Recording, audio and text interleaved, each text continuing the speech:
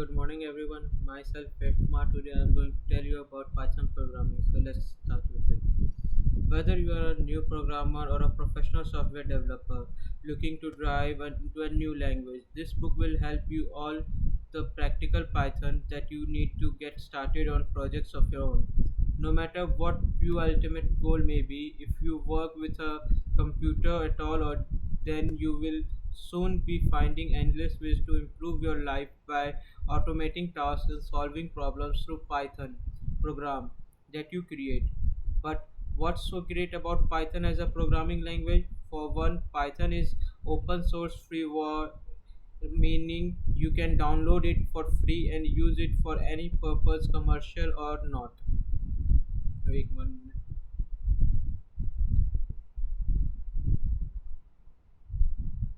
Now, Python also has an amazing community that has built a number of useful tools that can be used in your own program. Need to work with PED documents. There is a comprehensive tool for that. Want to collect data from web pages? No need to start from scratch.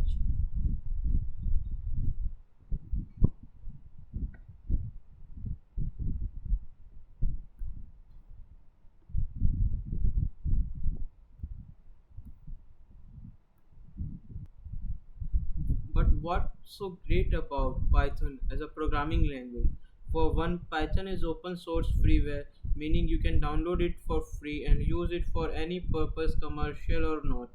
Python also has an amazing community that has built a number of useful tools that you can use in your own program. Need to work with PG documents. There is a comprehensive tool for that. Want to collect data from web pages? No need to start from scratch. Python was built to be easier to use than other programming languages. It is usually much easier to read Python code and much faster to write code in Python than in other languages. For instance, here is some basic code written in C, another commonly used programming language. Include studio stdio.h int main void printf hello world. If printf hello world, when we get the output, it will be hello world. All program is all the program does is show the text hello world on the screen. That was a lot of work to output one phrase. Here the same program written in Python, print hello world. That is pretty simple, right? That's pretty simple, right? The Python code is faster to write and easier to read. We find that it looks friendlier and more approachable too.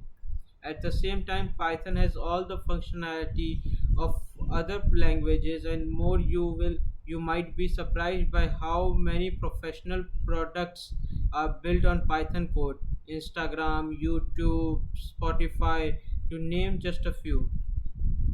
Python is not only a friendly and fun language to learn, but it also powers the technology behind multiple world-class companies and offers fantastic career opportunities for any programmer who masters it. Now let's talk about it. There is an overwhelming amount of information about Python on internet, but many beginners studying on their own have trouble figuring out what to learn and in what order to learn it. You may be asking yourself, what should I learn about Python in the beginning to get a strong foundation? If so, then this is for you. No matter if you are a complete beginner or if you have already dabbled in Python or other languages, Python Basics is written in plain English and breaks down the core concepts that you really need to know into bit sized chunks. This means you will learn enough to be dangerous with Python fast. Instead of just going through a boring list of language features, you will see exactly how the different building blocks fit together and what's involved in building real application and scripts in Python. Step by step, you will master fundamental Python concepts that will help you get started on your journey towards learning Python. Many programming books try to cover every last possible variation of every command, which makes it easy for readers to get lost in the details. This approach is great if you are looking for a reference manual, but it is horrible way to learn a programming language. Not only do you spend most of your time cramming through things into your head and you will never use, but you also don't have any fun. This is built on 80s by 20 principle, which suggests that you can learn most of what you need to know by focusing on a few crucial concepts. We will cover the commands and techniques used in the vast majority of cases and focus on how to perform real world solutions to everyday problems. This way, we guarantee that you will learn useful programming techniques quickly, spend less time struggling with unimportant complications, find more practical uses for Python in your own life, have more fun in the process. Once you have mastered the materials in the book, you will have gained a strong enough foundation that venturing out on your own into more advanced territory will be a breeze. What you will learn here is based on the first part of the original Real Python course initially released in 2012. Over the years, this Python curriculum has been battle tested by thousands of Pythonists, data scientists, and developers working for companies big and small, including Amazon, Red Hat, and Microsoft. For Python basics, we have thoroughly expanded, refined, and updated the materials so you can build your Python skill quickly and efficiently. About Real Python. At Real Python, you will learn real world programming skills from a community of professional Pythonists from all over the world. The realpython.com website launched in 2012 and currently helps more than 3 million Python developers each month with books, programming tutorials, and other in-depth learning resources. Everyone who works in the in who works is a Python recruited from real Python team with several years of professional experiences in the software industry. Here,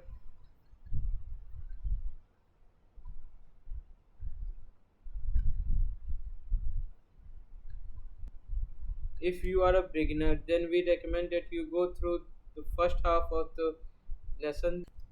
Now let's talk about setting up Python. You could read this book from cover to cover without ever touching a keyboard, but you would miss out on the fun part, coding. To get the most out of you need a computer with Python installed on it and a way to create, edit, and save Python code files. In this chapter, you will learn how to install the latest version of Python on your computer, open ideally Python built-in integrated development and learning environment. Let's get started. A note on version Python versions. Many operating systems, including Mac and Linux, come with Python pre-installed. The version of Python that comes with your operating system is called a system Python. The system Python is used by your operating system and is usually out of date. It's essential that you have the most recent version of Python so that you can successfully follow along with the examples in the book. You can have multiple versions of Python installed on your computer. In this, you will learn the latest version of Python 3 alongside any system Python that may already exist in your machine.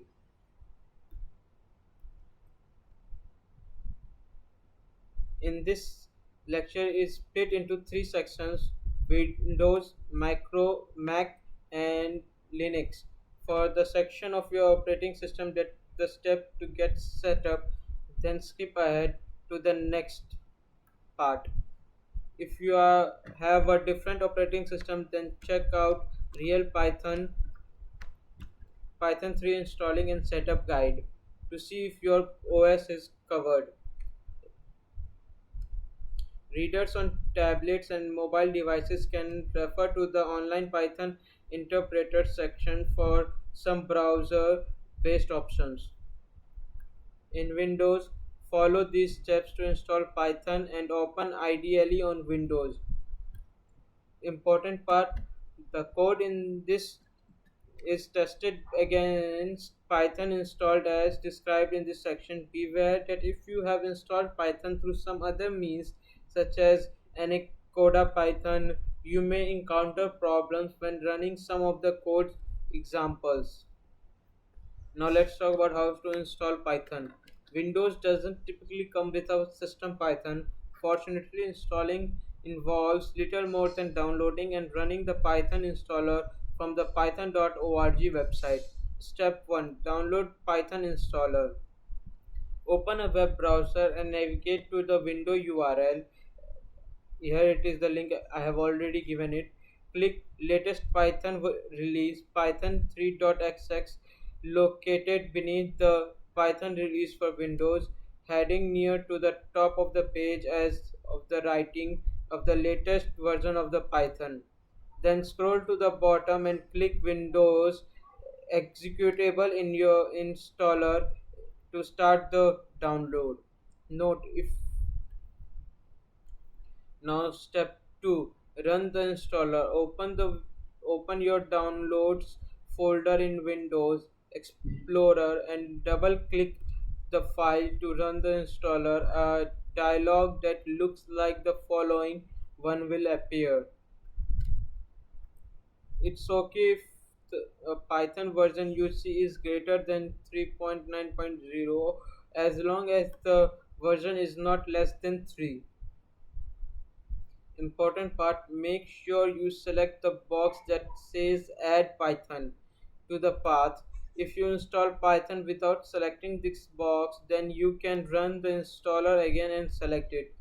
Click install now to install Python. Wait for the installation to finish, then continue to open ideally. Now open ideally. You can open ideally in two steps. First, click the start menu and locate the Python folder. Open the folder, select ideally. Ideally opens a Python shell in a new window. The Python shell is an interactive environment that allows you to type in Python code and execute it immediately. It's a great way to get started with Python. You should make a note while you are free to use a code editor other than ideally. If you prefer, note that some chapters, especially chapter 7 finding and fixing code bugs, do contain material specific to ideally. The Python shell window looks like this. You can see here Python. When you first open your Python, it will look like this. At the top of the window, you can see the version of Python that is running and some information about the operating system. If you see a version less than 3, then you may need to revisit the installation instructions in the previous section. Then symbol that you see is called a prompt. Whenever you see this, it means that Python is waiting for you to give it some instructions. Now that you have Python installed, let's get started into writing your first Python program.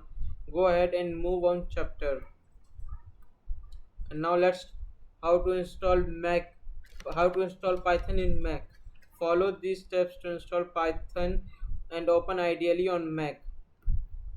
Install Python. To install the latest version of Python on Mac, download and run the official installer from the python.org website. First step is to open a web browser and navigate to the following URL. I have given you the URL, you can download from it here also. Click latest Python release Python located beneath the Python release of Mac OS X heading near the top of the page as of the writing. The latest version was Python. Then scroll to the bottom of the page and click Mac 64-bit installer to start the download. Now step 2, Run the installer. Open Finder and double click to the download file to run the installer. A dialog box that looks like the following will appear. Press continue a few times until you are asked to agree to the software license agreement, then click agree. You will be shown a window that tells you where Python will be installed and how much space it will take. You most likely don't want to change the default location, so go ahead and click install to start the installation. When the installer is finished copying files, click close to close the installer window. Open ideally. You can open ideally in three steps. Open Finder and click Applications. Double click the Python folder. Double click the Ideally icon. Ideally opens a Python shell in a new window. The Python shell is an interactive environment that allows you to type in Python code and execute it immediately. It's a great way to get started with Python. The Python shell window looks like this in Mac. At the top of the window, you can see the version of Python that is running and show information about the operating system. If you see a version less than 3, then you may need to revisit the installation instructions in the preview section. Then this symbol that you see in called a prompt. Whenever you see this, it means that Python is waiting for you to give it some instructions. Now that you have Python installed, let's get straight into writing your first Python program. Before that, let's talk about how to install Python in Linux. Follow these following steps to install Python and open ideally in Linux. There is a good chance that your Linux distribution already has Python installed, but it's probably won't be in the latest version, and it may be Python 2 instead of Python 3. To find out what version you have, open a terminal window and try the following command. Here you can try it.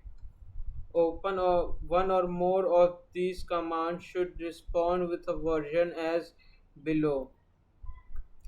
Your version number may vary. If your version shows is Python 2 or version Python 3 that is less than in 3.9, then you want to install the latest version. How you install Python on Linux depends on which version of Linux you're running. You can determine your local Linux version by running the following command. Look at the version number next to release in the console output and follow the corresponding instructions below.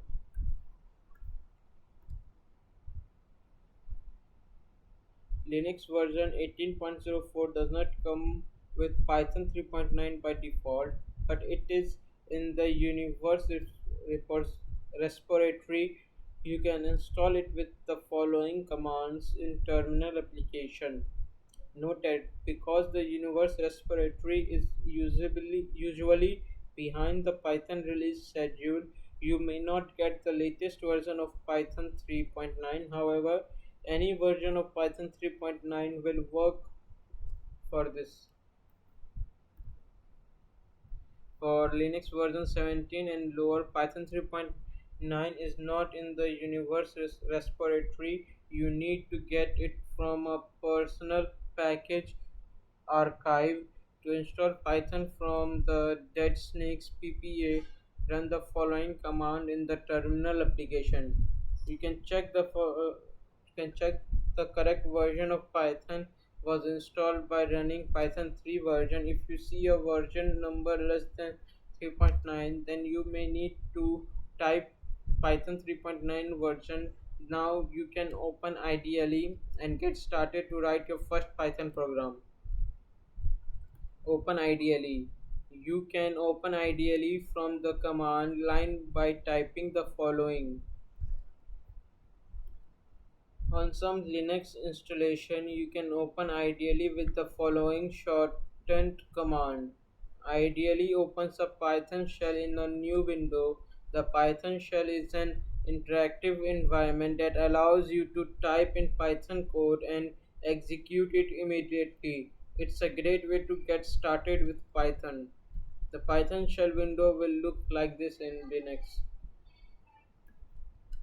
At the top of the window, you can see the version of Python that is running and some information about the operating system.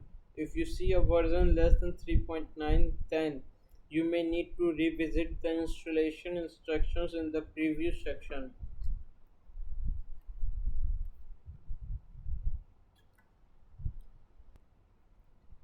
This symbol that you see in the ideally talk window is called a prompt. Whenever you see this, it means the Python is waiting for you to give it some instructions. Now that you have Python installed, let's get started into writing your first Python program. Now that you have the latest version of Python installed on your computer, it's time to start coding. In this chapter, you will see write your first Python program, learn what happens when you run a program with an error, learns how to declare a variable that inspects its value, learn how to write comments, write a Python program. If you don't already have Ideally open, then go ahead and open it. There are two main windows that you will work with in Ideally. In the interactive window, which is the one that opens when you start Ideally, and the editor window. You can type code into both the interactive window and the editor window. The difference between the two windows is in how they execute code. In this section, you will learn how to execute Python code in both windows. Interactive window. Ideally, interactive windows contain a Python shell, which is a textual user interface used to interact with a Python language. You can type a bit of Python code in the interactive window and press enter to immediately see the result, hence the name interactive window. The interactive window opens automatically when you start. Ideally, you will see the following text with some minor difference depending on your setup displayed at the top of the window. This text shows the version of Python that Ideally is running. You can also see information about your operating system and some commands you can use to get help and view information about Python. This symbol is the last line is called the prompt. This is where you will type in your code.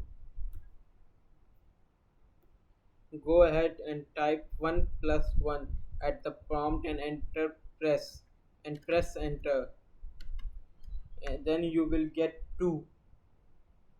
Python evaluates the expression, displays the result, then displays another prompt. Every time you run some code in the interactive window, a new prompt appears directly below the result.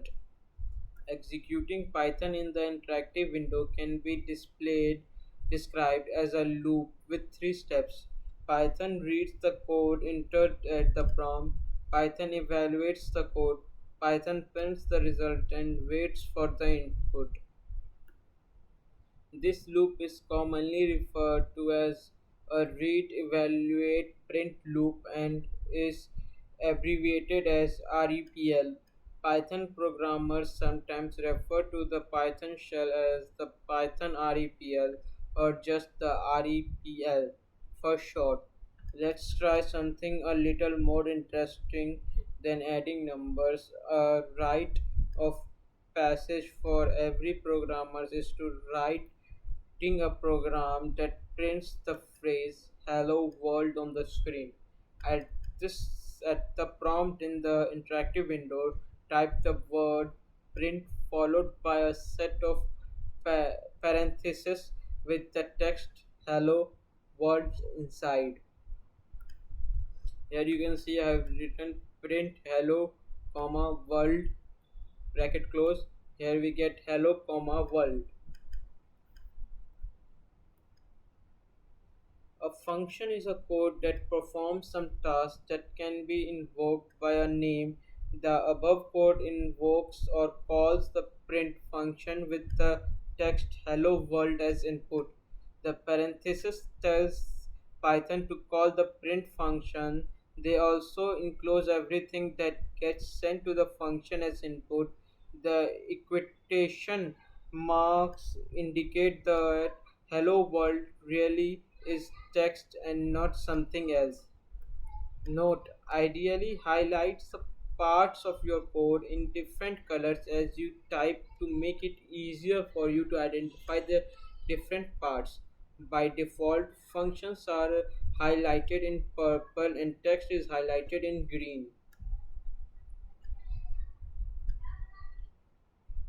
The interactive window executes a single line of code at a time. This is useful for typing out small code examples and exploring the Python language, but it has a major limitations. You have to enter your code one line at a time. Alternatively, you can save Python code in a text file and execute all the code in the file to run an entire program. Now let's talk about the editor window. You will write your Python files using ideally editor window. You can open the editor window by selecting file, new file from the menu at the top of the interactive window. The interactive window stays open when you open the editor window. It displays the output generated by code in the editor window, so you will want to arrange the two windows so that you can see them both at the same time. In the editor window, type in the same code you use to print hello world in the interactive window. Ideally highlights code typed into the editor window just like in the interactive window. Prompt. Important thing. When you write code in a Python file, you don't need to include the prompt. Before you run your program, you need to save it. First, you need to select file, then go to save from the menu and save the file as hello world.py. You have to use .py whenever. You can use any name you want in Python. You have to save, but you have to, in the last, when you are saving, you have to write .py. Then your this program will be saved, or any program you are doing in Python, you have to write .py in it. Here is an important note. On some systems, the default dictionary for saving files in ideally is the Python installation dictionary. Don't save your files to this dictionary. Instead, save them to your desktop or to a folder in your user's home dictionary. The .py extension indicates that a file contains Python code. In fact, saving your file with any other extension removes the code highlighting. Ideally, only highlights Python code when it's stored in a .py file. Running Python programs in the editor window. To run your program, select Run module from the menu in the editor window. Note: pressing F5 also runs a program from the editor window. Program output always appears in the interactive window. Every time you run code from a file, you will see something like the following output in the interactive window. Ideally restart the Python interpreter, which is the computer program that usually executes your code every time you run a file. This makes sure that programs are executed the same way each time. Opening Python files in the editor window. To open an existing file in ideally, first select file, then open from the menu, then select the file you want to open. Ideally opens every file in a new editor window so you can have several files open at the same time. You can also open a file from a file manager such as Windows Explorer or Mac Finder. Right click the file icon and select Edit with Ideally to open the file in Ideally's editor window. Double click on a .py file from a file manager executes the program. However, this usually runs the file with the system Python, and the program window disappears immediately after the program terminates, often before you can even see any output. For now, the best way to run your Python program is to open them in Ideally editor window and run them from there.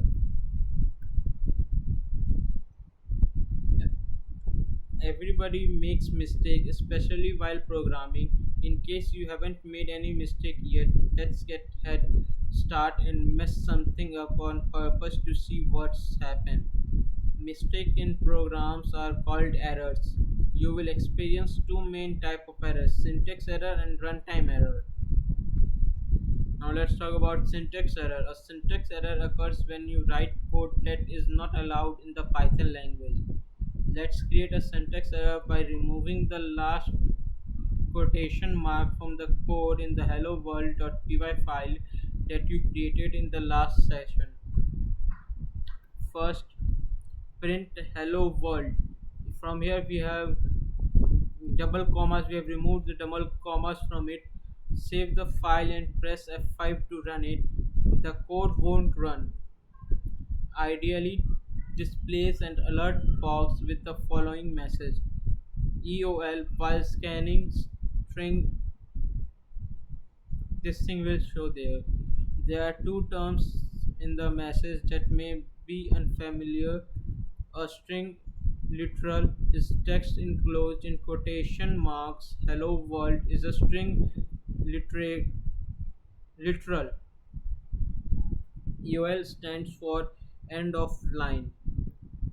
So the message tells you that Python got to the end of a line while reading a string literal.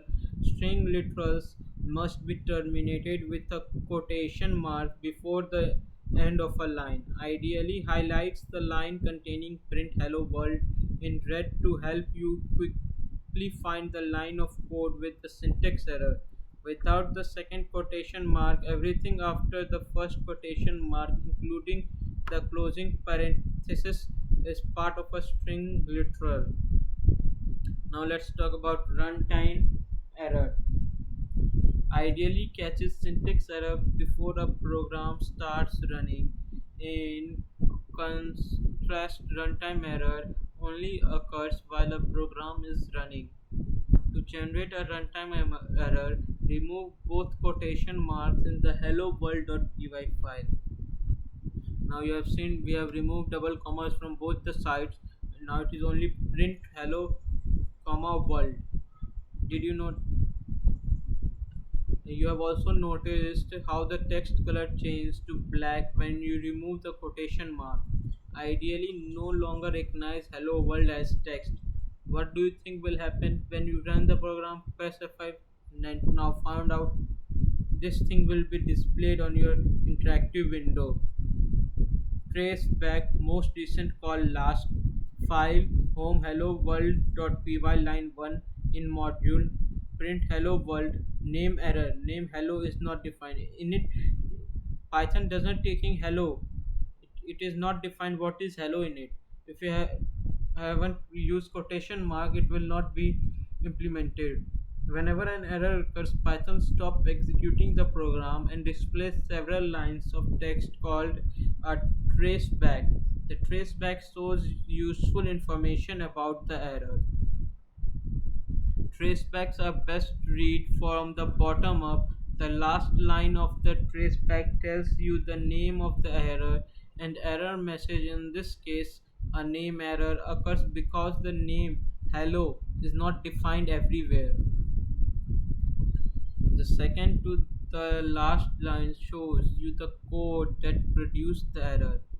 There is only one line of code in hello world.py, so it's not hard to guess where the problem is. This information is more helpful for larger files.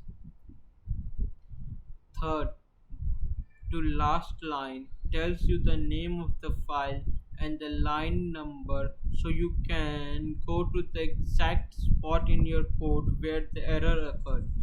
In the next section, you will see how to define names for values in your code. Before you move on, though, you can get some practice with syntax error and running time by working on the preview exercises. Here, I have given you to. There are some preview exercises you can do it. Now let's talk about create a variable. In Python, variables are names that can be assigned a value and then used to refer to that value throughout your code. Variables are fundamental to programming for two reasons. Variables keeps values accessible. For example, you can assign the result of some time consuming operation to a variable so that your programming does not have to perform the operation each time you need to use the result. Variable gives value content context. The number 28 could mean lots of different things, such as the number of students in a class, the number of times a user had accessed the website, and so on. Giving the value 28 a name like number students makes the meaning of the value clear. In this session, you will learn how to use variables in your code as well as some of the conventions Python programmers follow when choosing the name of variables. The assignment operators. An operator is a symbol such as plus that performs an operation on one or more values. For example, the plus operator takes two numbers, one to the left of the operator and one to the right, and adds them together. Values are assigned to variable names using a special symbol called the assignment operator. The equals to operator takes the value to the right of the operator and assign it to the name of the left. Let's modify the hello world.py file from the previous section to assign some text in a variable before printing it to the screen. On the first line, you create a variable named greeting and assign it the value hello world using the equals to operator. Print greeting displays the output hello comma world. Because Python looks for the name greeting, find that it's been assigned the value hello world and replaces the variable name with its value before calling the function. If you hadn't executed greetings hello world before executing print greeting, then you would have seen a name error like you did when you tried to execute print hello world in the previous section.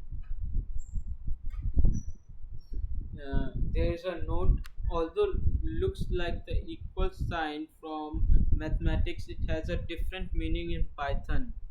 This distinction is important and can be a source of frustrations for beginner programmers. Just remember, whenever you see the equals to operator, whatever is to the right of it is being assigned to a variable on the left. Variable names are case sensitive, so a variable named greeting is not the same as a variable named greeting. For instance, the following code produces a name error. Here you can see that we have taken greeting equals to hello world and we have typed print greeting, and we have gotten trace back most recent call last file stdin line 1 in module error name greeting is not defined. In this code we haven't defined the greeting. What is greeting? If we have defined it, then it will have printed as hello world. If you have trouble with an example in this book, double check that every character in your code, including spaces, matches the example exactly. Computers have no common sense, so being almost correct is not good enough. Rules for valid variable names.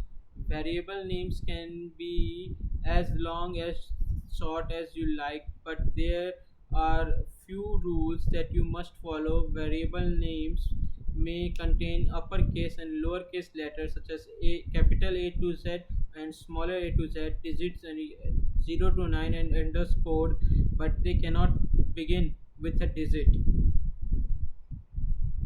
For example, each of the following is a valid Python variable name. String 1 dash ALP4A list dash of dash names. The following are not valid variables name because they start with a digit. 9 lives, 99 balloons, 2BE or not 2BE. These things are not variables, valid variables. In adding to English letters and digits, Python variable names may contain many different invalid Unicode characters. What is Unicode? Unicode is a standard for digitally representing characters used in most of the world's writing system. That means variable names can contain letters from non-English alphabets such as decorated letters like E and U, and even Chinese, Japanese, and Arabic symbols. However, not every system can display decorated characters, so it's a good idea to avoid them. If you are going to share your code with people in different regions, first of all, let's see the note written here. You will learn more about Unicode in chapter 12. So let's first about you can also read about Python support for Unicode in the official Python documentation. You can also go to the official Python documentation to read more about this Unicode thing. Just because a variable name is valid doesn't necessarily mean that it is a good name. Choosing a good name for a variable can be surprisingly different. Fortunately, there are some guidelines that you can follow to help you choose better names.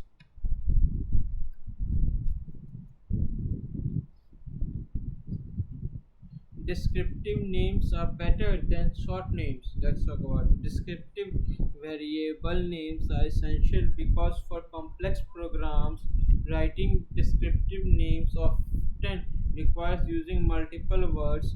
Don't be afraid to use long variable names.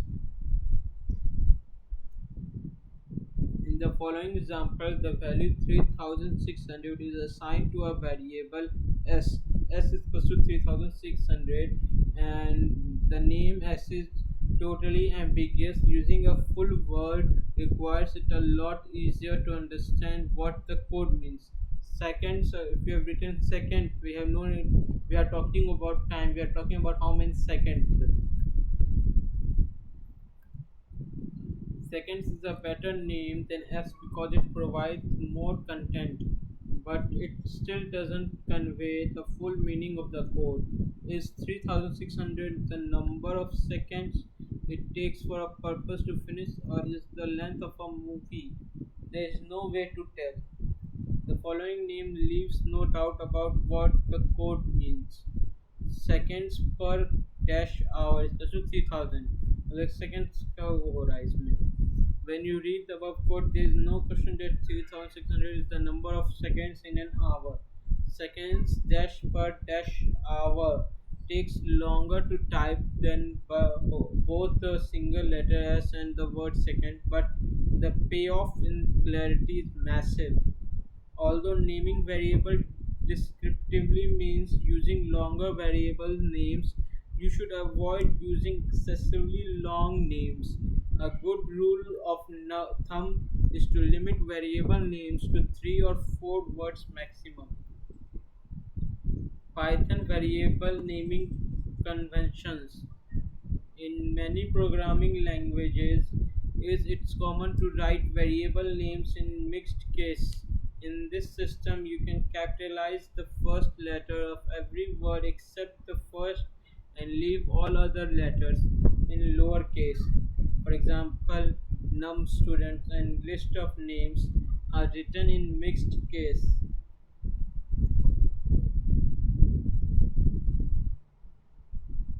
In Python, however, it's more common to write variable names in lowercase with underscores.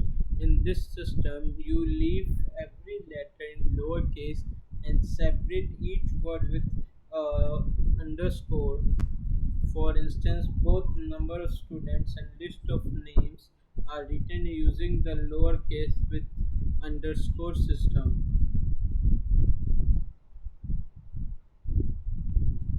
There is no rule mandating that you write your variable name in lowercase with underscores. The practice is codified though in a document called PP8, which is widely recorded as the official style guide for writing Python.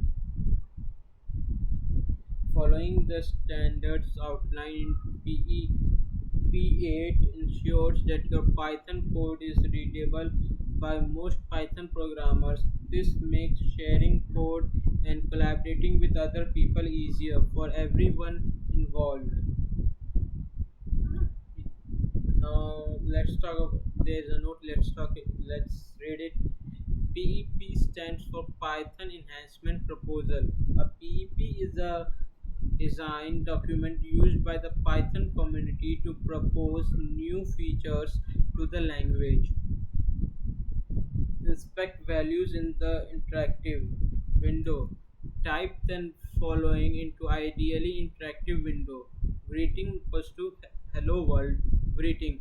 Then it is printed as hello world. When you press enter after typing greeting a second time, Python prints the string literal assigned to greeting even though you didn't use the print function. This is called variable inspection. Now print the string assigned to a greeting using the print function print greeting hello world. Can you spot the difference between the output displayed by using print and the output displayed by just entering the variable name and pressing enter? When you type the variable name greeting and press enter, Python prints the value assigned to the variable as it appears in your code. You assign the string literal hello world to greeting, which is why hello world is displayed with quotation marks. On the other hand, print displays a more human readable representation of the variable value, which for string literals means displaying the text without quotation marks. Sometimes both printing and inspecting a variable produce the same output x equals to x. We will be getting print 2. Even if we use print x, we will get 2. If we don't use print, well, then also we will get 2 because we have given x equals to 2. Now there is a note, let's read it. String literals can be created with single or double quotation marks in Python. At real Python, we use double quotes where every possible, whereas ideally output appears in single quotes by default. Both hello world and hello world means the same thing in Python. What's most important is that you be consistent in your usage. You will learn more about string in chapter 4. Here you assign the number 2 to x, both using printx, and intercepting x displays output without quotation marks because 2 is a number and not text. In most cases, though, variable inspection gives you more useful information than print. Suppose you have two variable x which is assigned the number 2 and y which is assigned the string literal 2. In this case, print x and print y both displays the same thing. Here x is equals to 2 and y equals to double comma 2. Print x, then also 2. Print y, it is also 2. However, inspecting x and y shows the difference between each variable values x to y comma 2. The key takeaway here is that print displays a readable representation of a variable value, while variable inspection displays the value as it appears in the code. Keep in mind that variable inspection works only in the interactive window. For example, try running the following program from the editor window. The program executes without any error, but it doesn't display any output. Leave yourself a handful of notes. Programmers sometimes read code they wrote a while ago and wonder what does this do. When you haven't looked at code in a while, it can be difficult to remember why you wrote it the way you did. To help avoid this problem, you can leave comments in your code. Comments are lines of text that don't affect the way a program runs. They document what code does or why the programmers made certain decisions. How to write a comment. The most common way to write a comment is to begin a new line in your code with the hashtag character. When you run your code, Python ignores lines starting with hashtag. Comments that start on a new line are called block comments. You can also write inline comments, which are comments that appear on the same line as the code they refers. Just put a hashtag at the end of the line of code following by the text in your comment. Here is an example of the program with both kind of comments. Here we have used hashtag. This is a block comment. Greetings, hello world. Print greetings. Hashtag. This is an inline comment. We have used hashtag, so this thing will not appear. This is a comment of ours. Of course, you can still use the hashtag symbol inside a string. For instance, Python won't mistake the following from the start of a comment. Print commas, double commas, hashtag one. It will print both hashtag and one. It will print both of them at that time. In general, it's a good idea to keep comments as short as possible, but sometimes you need to write more than reasonably fits on a single line. In that case, you can continue your comments on a new line that also begins with the hashtag symbol. Here is a program we have used in here. Hashtag this is my first program. Hashtag it prints the phrase hello world. Hashtag the comments are longer than the code. We have used we have written these things in this program, but they will not be printed when we will print the code. These are just our comments. They will be with the code. They will not be with the output of our code. You can also use comments to comment out code while you are testing a program.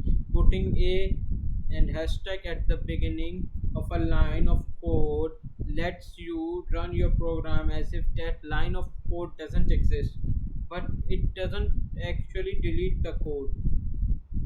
The comment out a section of code in ideally highlight it one or more lines to be commented and press. Windows में Alt plus 3, Mac में Control plus 3 and Linux में Control plus D. To remove comment highlights the commented lines and press Window Alt plus 4, Control plus 4, Control plus Shift plus D.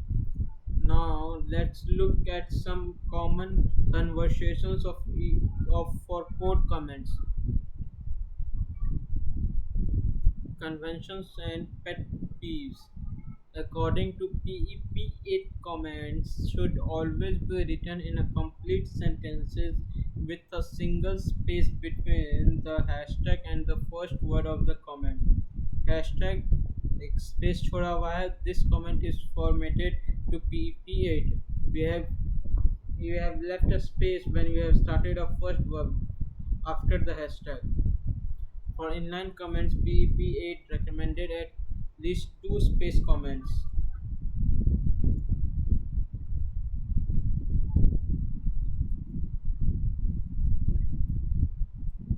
The code and the hashtag symbol.